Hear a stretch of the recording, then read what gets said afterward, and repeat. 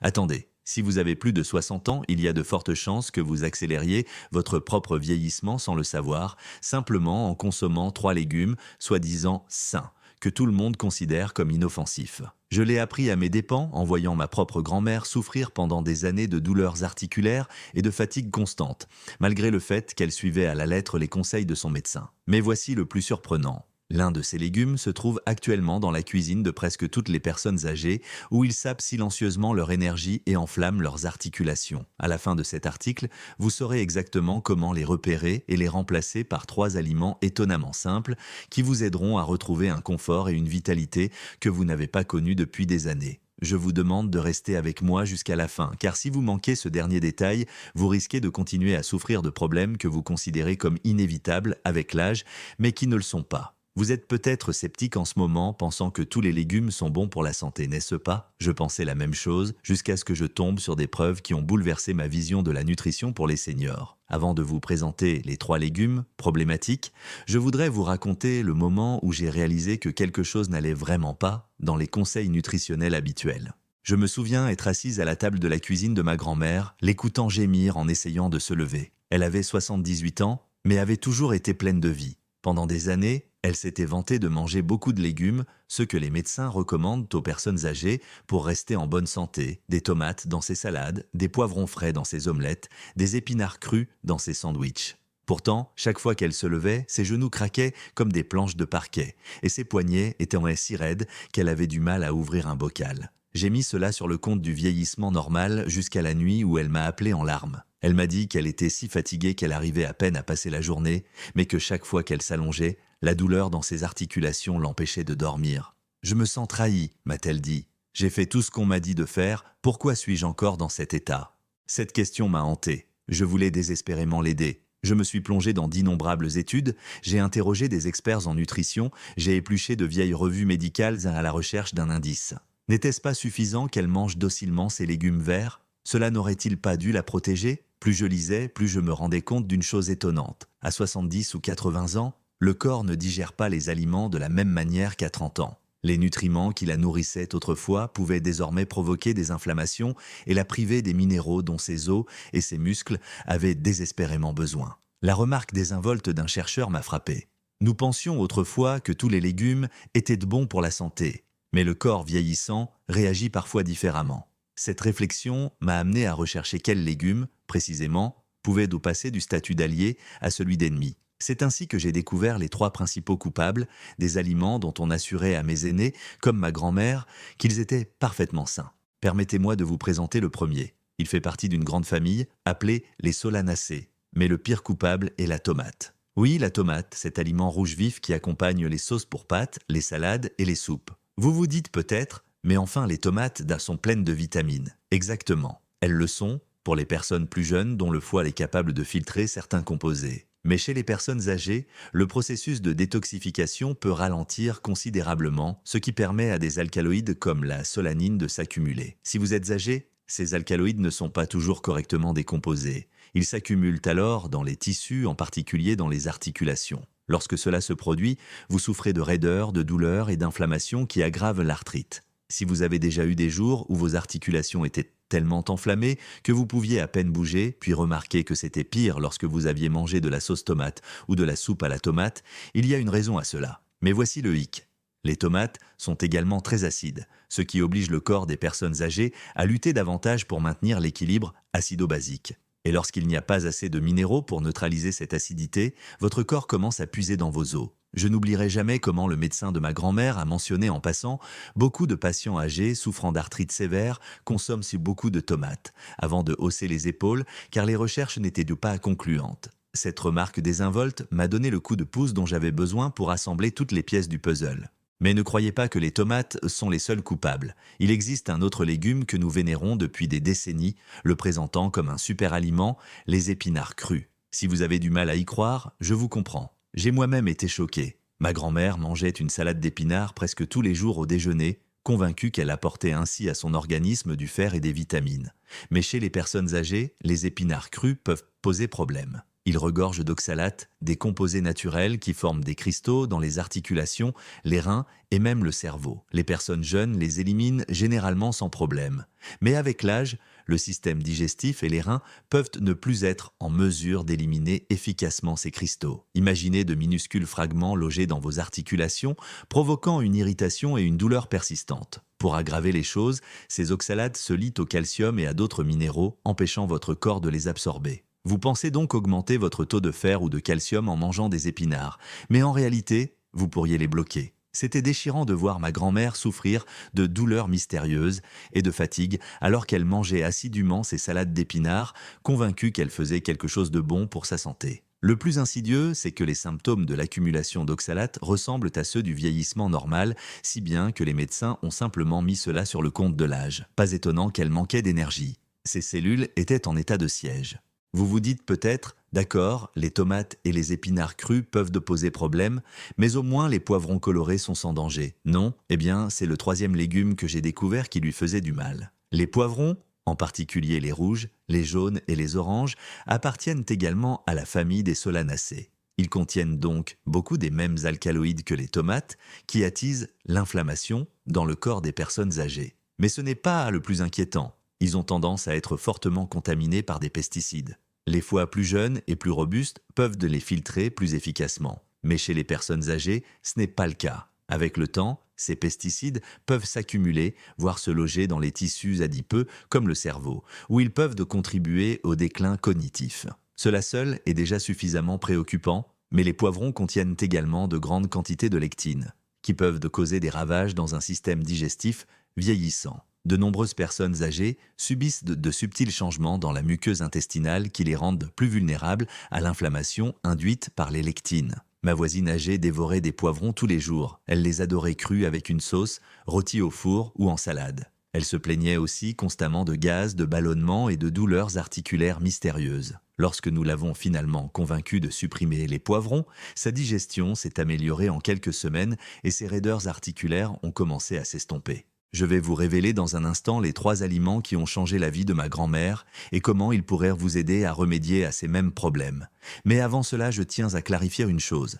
Vous n'y êtes pour rien. On vous a appris toute votre vie à manger plus de légumes, à remplir votre assiette de couleurs. Et en règle générale, c'est une excellente chose, sauf si les règles que suit votre corps ont changé. Vieillir, ce n'est pas seulement ajouter des bougies sur son gâteau d'anniversaire. Votre système digestif produit moins d'acide, votre microbiome intestinal change et vos voies de détoxification ne sont plus aussi efficaces. Pour vous faire patienter encore un peu, laissez-moi vous dire ceci. Vous ne devinerez jamais quelle humble racine a changé la vie de ma grand-mère. Elle se trouve probablement dans votre cuisine en ce moment même, souvent négligée. J'y reviendrai bientôt car elle est plus puissante que vous ne le pensez. Maintenant, voici ce qui me fascine vraiment. L'idée que tous les légumes ne sont pas aussi bons à tous les stades de la vie n'est pas nouvelle dans la médecine traditionnelle. Les cultures anciennes, comme celles de Chine ou d'Inde, ont toujours enseigné que certains aliments deviennent plus difficiles à digérer pour l'organisme à mesure que nous vieillissons.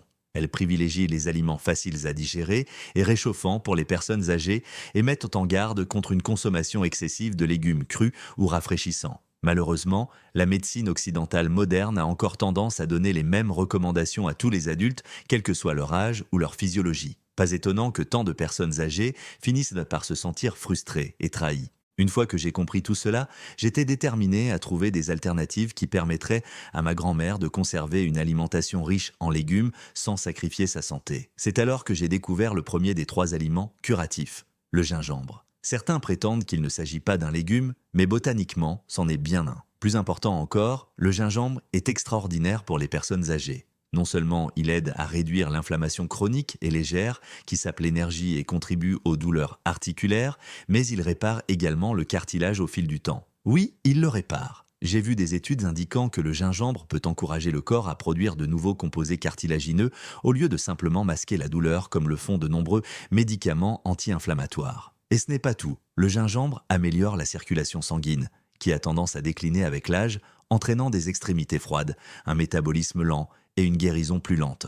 Ma grand-mère a commencé à couper du gingembre frais et à en faire du thé chaque matin. Elle disait qu'elle sentait son corps se réchauffer de l'intérieur et que ses genoux étaient moins raides après environ un mois. Je lui répétais sans cesse Ne t'attends pas à des miracles instantanés, mais elle m'a surpris par la rapidité avec laquelle elle a remarqué une différence.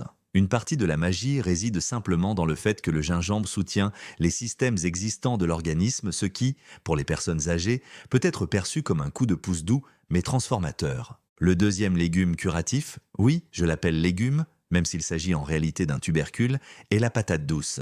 Pendant des années, on a dit à ma grand-mère d'éviter les glucides ou de les limiter strictement. Elle s'inquiétait des pics de glycémie et essayait de réduire au maximum sa consommation d'amidon. Mais ce dont elle avait vraiment besoin, c'était d'un glucide complexe et riche en nutriments qui puisse alimenter son cerveau, ses muscles et son cœur sans saturer son organisme en sucre. Les patates douces sont riches en fibres qui ralentissent la libération de glucose et préviennent ainsi les pics glycémiques. Elles contiennent également du bêta-carotène que votre corps transforme en vitamine A, essentielle à la santé des yeux, au fonctionnement du système immunitaire et à la réparation de la peau, autant d'éléments particulièrement importants à mesure que l'on vieillit. De plus, les patates douces sont encore plus bénéfiques lorsqu'elles sont cuites, car la chaleur décompose les parois cellulaires, ce qui facilite l'absorption des nutriments par le système digestif des personnes âgées. J'ai commencé à les faire rôtir avec un peu d'huile de coco pour ma grand-mère. Elle en mangeait une demi-patate douce au dîner et l'énergie constante qu'elle ressentait tout au long de la soirée était incroyable.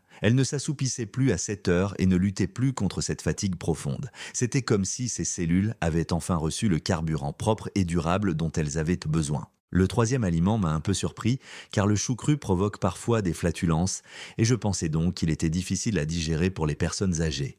Mais lorsqu'il est fermenté pour devenir de la choucroute ou du kimchi, il se transforme en une véritable source de probiotiques. Ces bactéries bénéfiques aident à rééquilibrer le microbiome intestinal qui est étroitement lié au niveau d'inflammation, à l'énergie, à la digestion et même à l'humeur. La fermentation décompose également les composés difficiles à digérer dans le chou cru, ce qui le rend beaucoup plus digeste pour les estomacs âgés. Ma grand-mère était réticente au début car elle n'avait jamais été fan des saveurs acidulées, mais une fois qu'elle s'y est habituée, elle a remarqué une amélioration de sa digestion et une diminution des ballonnements. Je lui ai expliqué que le processus de fermentation crée de la vitamine K2, essentielle pour diriger le calcium vers les os au lieu de le laisser se déposer dans les artères. Cela suffit à justifier la consommation d'aliments fermentés par les personnes âgées compte tenu des risques d'ostéoporose et de problèmes cardiaques. Aujourd'hui, elle garde un bocal de choucroute dans son réfrigérateur et en mange une petite cuillerée chaque jour. Imaginez ce que pourrait être votre vie si vous adoptiez ces changements.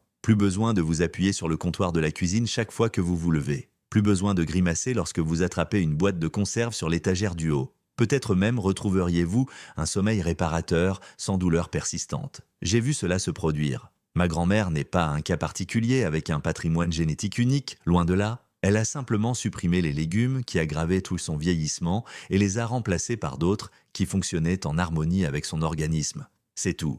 Mais je dois vous avertir, si vous parlez à votre médecin de supprimer les tomates, les épinards ou les poivrons, il risque de vous prendre à la légère. Les médecins sont formidables et font de leur mieux, mais le système médical actuel se concentre principalement sur le traitement des maladies à l'aide de médicaments plutôt que sur l'optimisation de l'alimentation des personnes âgées. De nombreux médecins ne reçoivent qu'une formation minimale en nutrition, et encore moins apprennent comment le vieillissement modifie le métabolisme des nutriments. Ne soyez donc pas surpris s'ils n'y accordent pas beaucoup d'importance. En fin de compte, c'est votre propre expérience qui fera la preuve. Si vous pensez que ces aliments contribuent à votre raideur, votre inflammation ou votre fatigue, supprimez-les pendant quelques semaines et voyez comment vous vous sentez. Si vous décidez d'ajouter du gingembre, des patates douces ou du chou fermenté, observez les effets. Tenez un petit carnet. Notez si vos articulations sont moins enflées ou si vous avez plus d'énergie. C'est une expérience simple et c'est vous qui en récolterez les fruits si elle fonctionne.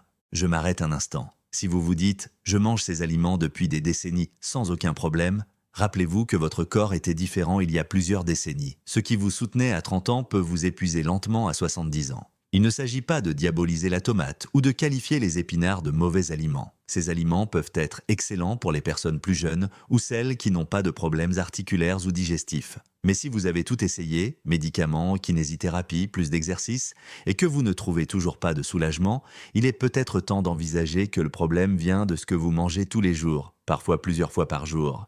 Une dernière chose à mentionner, vous n'avez pas besoin de supprimer définitivement ces aliments si vous les aimez. Certaines personnes âgées constatent qu'elles les tolèrent mieux en petite quantité et en les préparant différemment, par exemple en cuisant les tomates à l'huile d'olive et en retirant la peau et les graines, ce qui réduit la teneur en alcaloïdes. D'autres peuvent tolérer les épinards s'ils sont cuits à la vapeur ou bouillis, ce qui réduit leur teneur en oxalate. Les poivrons peuvent être consommés s'ils sont biologiques, épelés ou simplement en petite quantité. L'essentiel est d'être à l'écoute de votre corps plutôt que de suivre des recommandations générales telles que « tous les légumes sont bons, mangez-les crus ». Ce genre de conseil universel ne fonctionne tout simplement pas pour les organismes vieillissants. Je me souviens très bien du jour où ma grand-mère m'a dit qu'elle avait passé toute la matinée sans toucher à sa canne.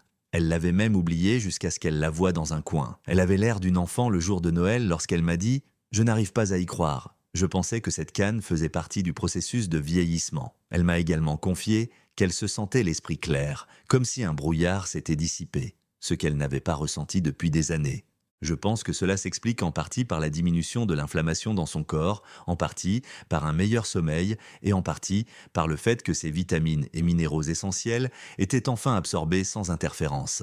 Quelle que soit l'explication, la transformation était réelle et indéniable. C'est à ce moment-là que j'ai su que je devais partager cette information, même si j'avais peur que les gens me traitent de folle en disant que les épinards et les tomates n'étaient pas toujours adaptés aux personnes âgées. Après tout, les recommandations alimentaires courantes montrent des images joyeuses de tomates et d'épinards dans presque tous les assiettes. Mais j'ai parlé à suffisamment de personnes âgées, voisins, amis, voire des inconnus dans des groupes en ligne, qui ont essayé de supprimer ces aliments et d'introduire du gingembre, des patates douces et du chou fermenté, et beaucoup ont rapporté des améliorations similaires. Est-ce une preuve scientifique ? Non, mais c'est une preuve concrète qui mérite notre attention. Bien sûr, certaines personnes ne constateront peut-être pas de changements radicaux ou souffriront d'autres pathologies sous-jacentes. Mais s'il y a ne serait-ce qu'une chance que ces petits changements vous redonnent un nouveau souffle, pourquoi ne pas essayer ? Certaines personnes âgées s'inquiètent du coût. Voici la vérité surprenante. Le gingembre, les patates douces et le chou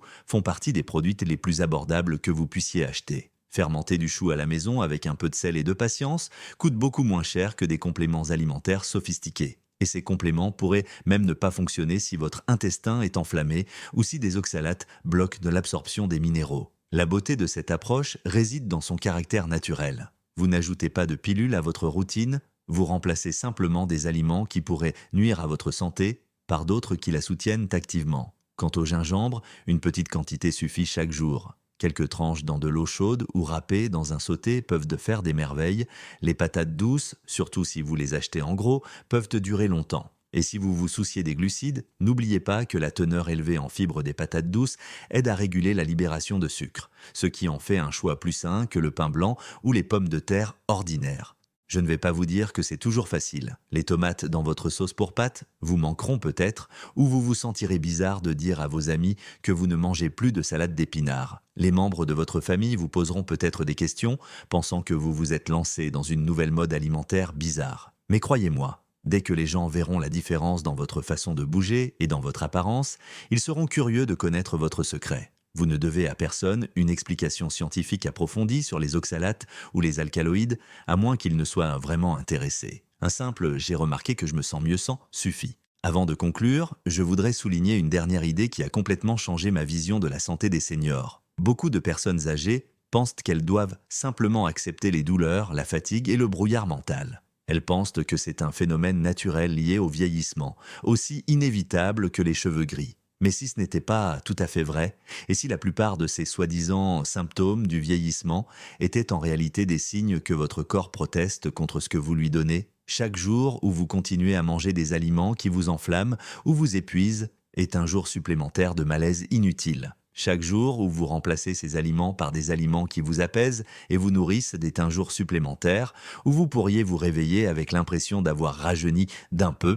Je vous invite à faire le test le plus simple de votre vie. Supprimez les tomates, les épinards crus et les poivrons de votre alimentation pendant 2 à 3 semaines. Pendant cette période, ajoutez du gingembre, frais si possible, à votre alimentation quotidienne. Mangez une patate douce plusieurs fois par semaine et consommez une cuillère à soupe de choucroute ou de kimchi chaque jour. Notez ce qui se passe. Remarquez-vous une diminution de vos raideurs, une énergie plus constante, un meilleur sommeil ? Si la réponse est oui, vous avez découvert une clé incroyablement importante pour vieillir plus confortablement. Sinon, au moins vous aurez essayé. et vous pourrez chercher d'autres coupables.